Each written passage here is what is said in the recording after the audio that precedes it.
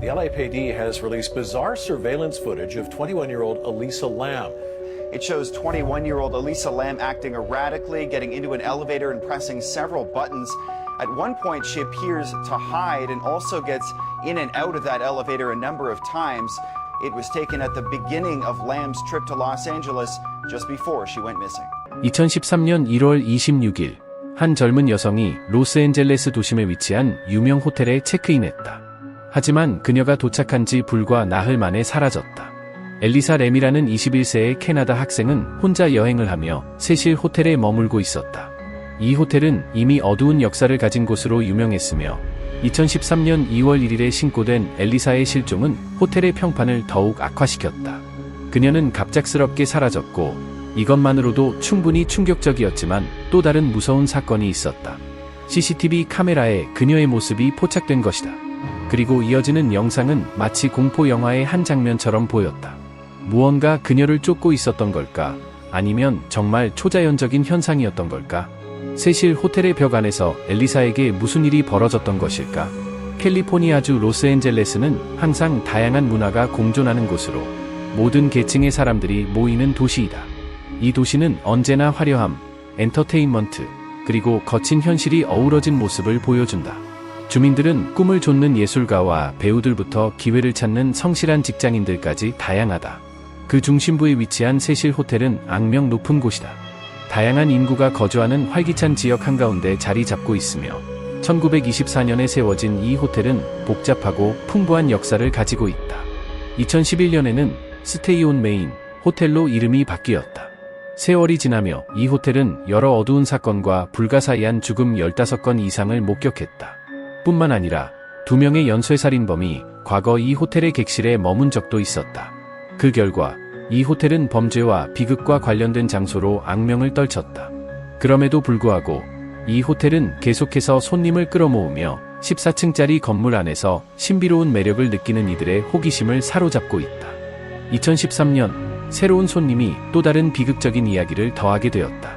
1991년 4월 30일에 태어난 엘리사 램은 모험심이 가득했다.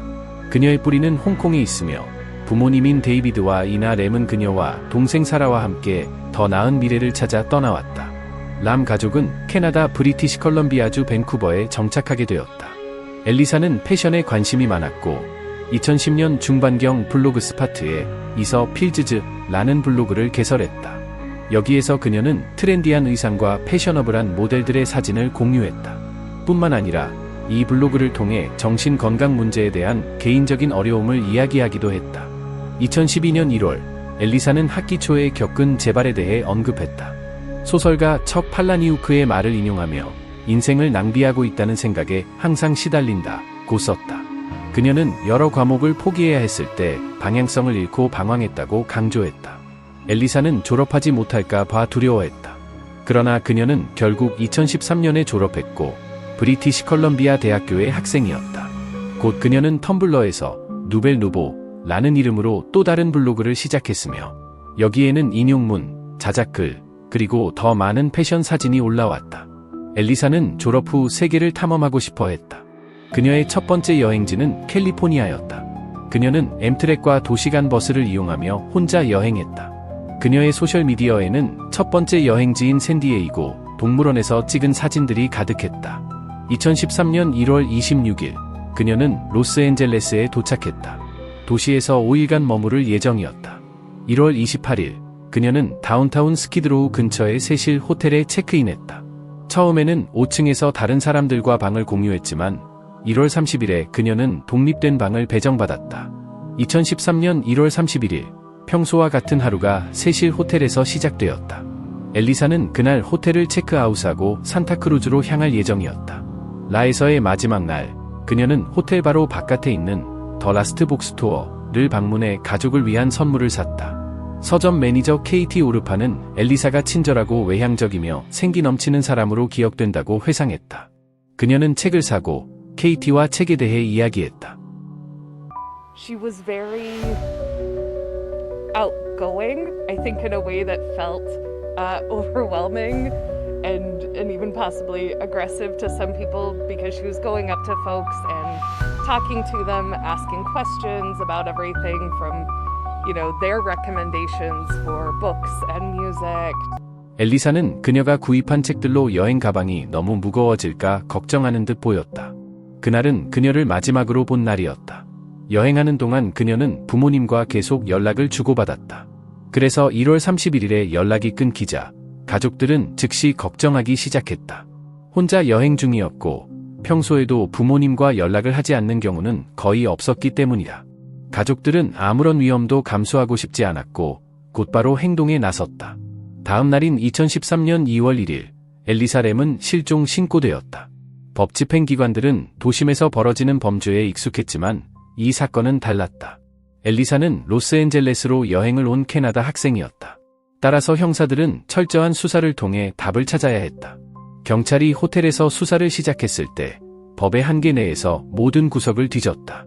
엘리사의 방을 조사하며 그녀의 행방을 찾을 단서를 찾으려 했다.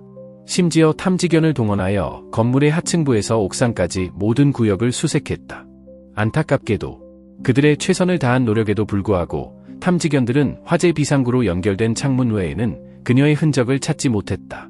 이 말은 엘리사가 그 창문을 통해 올라갔다는 것을 의미했지만 이상한 점은 그 이후에 흔적이 없다는 것이었다.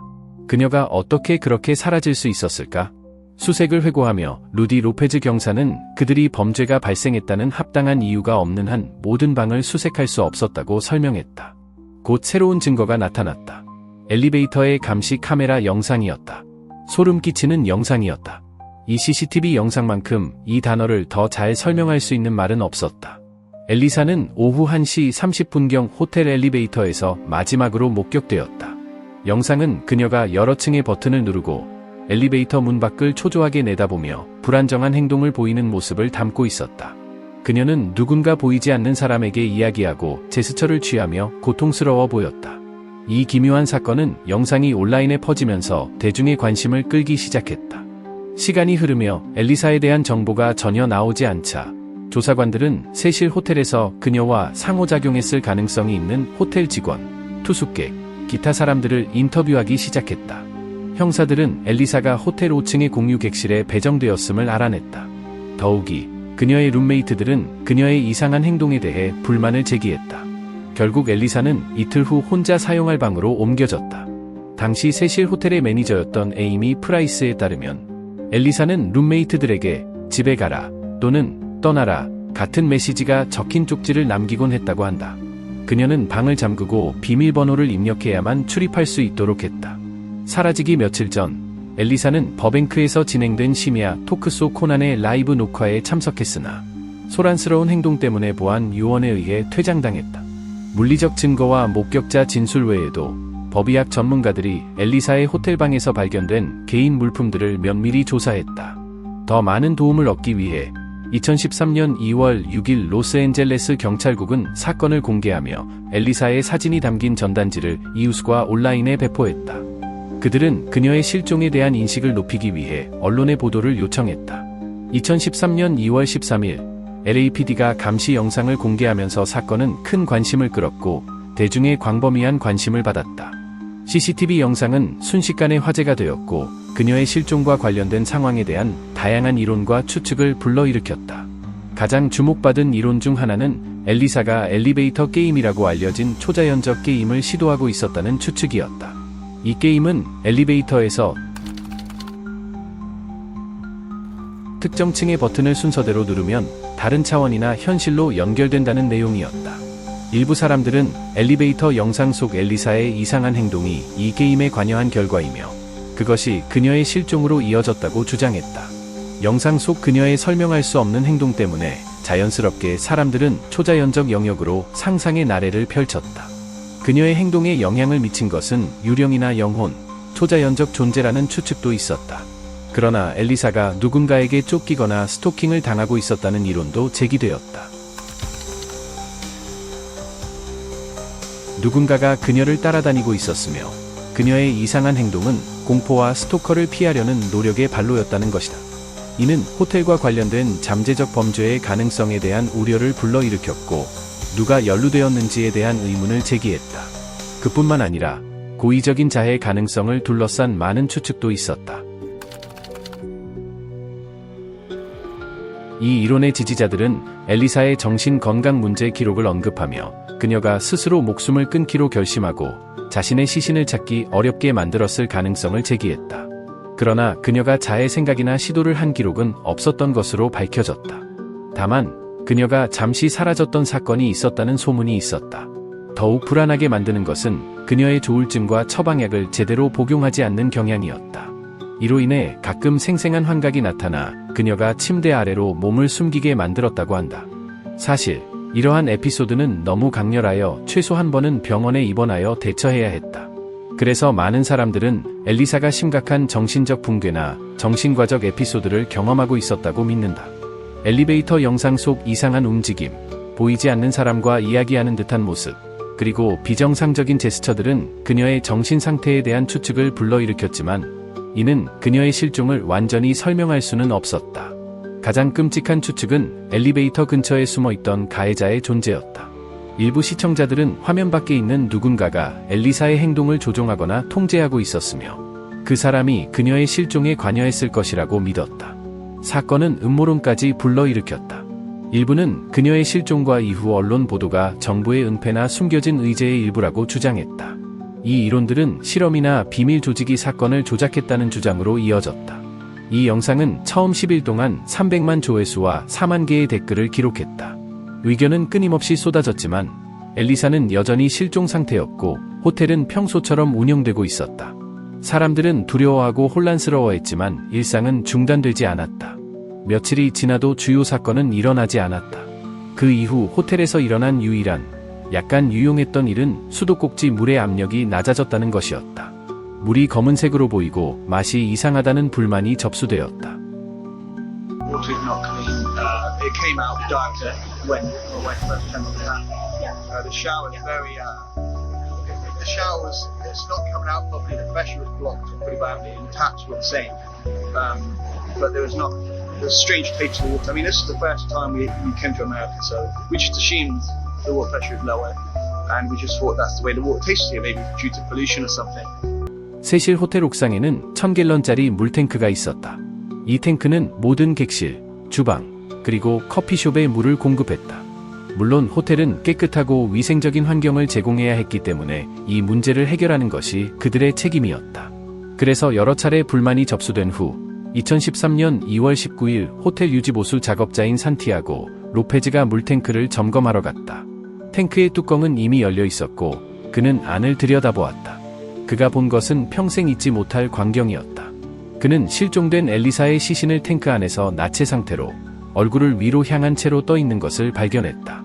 그녀의 옷은 물 표면에 그녀의 옆에 있었다. A disturbing development in the search for a young Vancouver woman in Los Angeles. Nearly 3 weeks after Elisa Lam went missing, a body has been found in a water tank on the roof of her hotel. 경찰이 다시 호텔에 도착했다. 이번에는 범죄 현장이었다. 그들은 그녀의 나체 상태의 시신을 탱크에서 제거해야 했지만 좁은 뚜껑을 통해서는 불가능했기 때문에 탱크를 절단하여 시신을 회수할 수 있도록 했다. Firefighters used their specialized tools to be able to cut the sides of the tank, remove the metal so they could as carefully remove the body for the coroner's office to conduct their investigation. 엘리사의 죽음은 단순히 끔찍한 사건으로 끝나지 않았다. 무언가 더 복잡한 일이 있었던 것처럼 보였다. 우선 호텔의 옥상은 항상 잠겨 있었으며 직원 외에는 접근할 수 없었다. 누군가 문을 억지로 열려고 했다면 경보가 울리도록 설계되어 있었다. 하지만 경찰은 누군가 부주의하게 문을 잠그지 않았을 가능성을 고려했다. 이제 모두가 그녀가 겪었던 정신적 에피소드에 대해 알게 되었다. 그래서 엘리사가 피난처를 찾으려다 탱크 안에 숨게 되었고 빠져나오지 못한 것이 아닐까 하는 의문이 생겼다. 그러나 다시 질문이 남았다. 만약 그녀가 자발적으로 들어갔다면 왜 그곳이 불편하다고 느낄 때 나가지 않았을까? 이러한 많은 의문들로 인해 경찰은 그녀의 시신을 부검에 보냈다. 2013년 2월 21일 로스앤젤레스 검시소는 엘리사 램의 죽음을 우발적인 익사로 결론지었다. 다른 이론들을 배제하고 그녀의 사망 원인이 조울증 때문이라고 의심했다. 부패 상태로 인해 그녀의 시신은 부풀어 오르고 녹색빛을 띠었으며 대리석 무늬와 피부 분리가 관찰되었다. 놀랍게도 신체적 외상, 폭행, 또는 자살을 암시하는 증거는 발견되지 않았다. 독극물 검사 결과 그녀의 개인 물건에서 발견된 처방약과 일치하는 흔적과 감기약인 시니어태브 및 이부프로펜 같은 일반 의약품이 검출되었다. 소량의 알코올도 발견되었으나 그 외에 향정신성 약물은 존재하지 않았다. 또한 그녀가 조울증 약물을 복용하지 않았거나 과소 복용했을 가능성이 제기되었다. 법의학 보고서가 공개된 후 엘리사의 아버지 데이비드는 주요 질문들에 답하지 못한 데 대해 실망을 표현했다. 그는 램이 어떻게 옥상에 접근하고 물탱크에 올라갔는가? 그녀의 정확한 사망 원인은 무엇인가? 라는 의문을 던졌다. 이 질문들은 여전히 불분명하다. 엘리사 램의 죽음에 대한 조사가 그녀의 죽음의 원인에 대한 통찰을 제공했음에도 불구하고 그녀가 물탱크에 도달한 방법에 대한 의문은 여전히 남아 있었다. 호텔 옥상에 그녀가 있었던 이유는 의문을 넘어서 탱크에 스스로 접근했을 가능성을 암시했다. 이 4개의 원통형 탱크는 각각 가로 4피트, 세로 8피트 크기로 콘크리트 블록 위에 올려져 있었으며 고정된 입구가 없었다. 호텔 직원은 내부의 물을 점검하기 위해 사다리를 사용해야 했다. 이 탱크들은 내부에서 닫기가 어려운 무거운 뚜껑을 가지고 있었다. 조사 초기 단계에서 경찰견들이 호텔 구내와 옥상을 포함한 곳을 철저히 수색했음에도 불구하고 엘리사의 시신은 발견되지 않았다. 그러나 탱크에서 발견된 의복에는 모래 입자가 묻어 있어 그녀가 끌려갔거나 스스로 낮게 엎드려 움직였을 가능성을 시사했다. 이 경우에도 냄새가 경찰견에게 쉽게 감지되었을 것으로 기대되었다. 이미 신비로운 사건에 더해 호텔 옥상 문이 잠겨 있어야 했다는 점은 엘리사가 어떻게 옥상에 접근했는지에 대한 의문을 제기했다.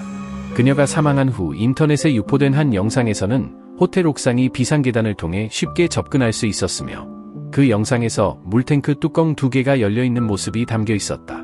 엘리사 램의 비극적인 죽음 이후 그녀의 텀블러 블로그와 관련된 흥미로운 사실이 드러났다.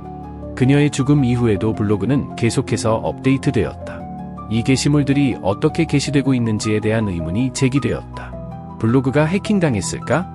아니면 누군가가 살인을 저지르고도 처벌받지 않을 수 있다는 점을 의도적으로 조롱하는 것일까? 또 다른 가능성은 텀블러의 예약 기능을 사용해 게시물이 자동으로 게시되도록 설정되었을 수 있다는 점이었다. 하지만 엘리사의 휴대폰은 여전히 행방이 묘연했다. 그녀의 시신과 함께 발견되지 않았고 호텔 방에서도 찾아볼 수 없었다. 부검 보고서와 그 결론에 대한 의문도 불거졌다. 보고서는 성폭행 검사와 손톱 검사 결과를 공개하지 않았으며 그들이 처리되었는지조차 확실하지 않았다. 이 모든 것이 대규모 은폐 작업처럼 보였다. 일부 사람들은 호텔 직원들이 어두운 비밀을 숨기고 있다고 믿었고 다른 사람들은 호텔 경영진이 평판을 보호하려 했다고 비난했다. 경찰 또한 사건을 처리하는 과정에서의 무능함으로 의심받았다. 엘리사 램의 죽음을 둘러싼 상황은 공포 영화 다크워터의 줄거리와 비교되었다. 그녀의 죽음이 단순한 우연이었는지 혹은 영화의 내용을 재현하려는 계획적이고 병적인 시도였는지는 명확하지 않았다. 2013년 9월 엘리사의 부모는 호텔을 상대로 불법 사망 소송을 제기했다. 그들은 호텔이 엘리사와 다른 투숙객들에게 불합리한 위험을 초래하는 잠재적 위험을 제대로 점검하거나 처리하지 않았다고 주장했다. 소송에서는 명시되지 않은 손해배상과 장례비를 요구했다. 호텔 측은 엘리사가 물탱크에 들어갈 것이라고 예측할 수 없었다고 주장하며 그녀가 어떻게 탱크에 접근했는지 알려지지 않았기 때문에 이를 방지하지 못한 것에 대해 책임을 지울 수 없다고 반박했다. 결국 2015년의 소송은 기각되었다. 엘리사의 죽음 원인은 밝혀졌지만 사건은 많은 미해결 의문과 의혹을 남겼다. 그녀의 행동과 물탱크에 들어가게 된 경위는 여전히 추측과 해석의 대상이었다. 명확한 동기나 결정적 증거가 부족해 다양한 이론과 해석이 제기되었지만 그것만으로는 충분하지 않았고 사건은 결국 증명할 수 있는 범죄 혐의가 없다는 이유로 종결되었다. 엘리사 램을 소중히 여겼던 이들에게 마음을 정리하는 것은 지금도 여전히 다면적이고 지속적인 과제로 남아있다. 조사가 그녀의 죽음을 둘러싼 상황을 밝히는 데 기여했지만 그로 인한 감정적 부담은 해결되지 않았다. 결국 엘리사 사건의 종결은 그녀의 부재로 인해 영향을 받은 각 개인의 주관적인 경험이었다. 조사는 끝났지만 그녀의 상실로 인해 영향을 받은 사람들의 감정적 여정은 여전히 지속되고 있다. 엘리사 램에게 무슨 일이 있었을까요? 그녀의 휴대폰은 어디에 있을까요?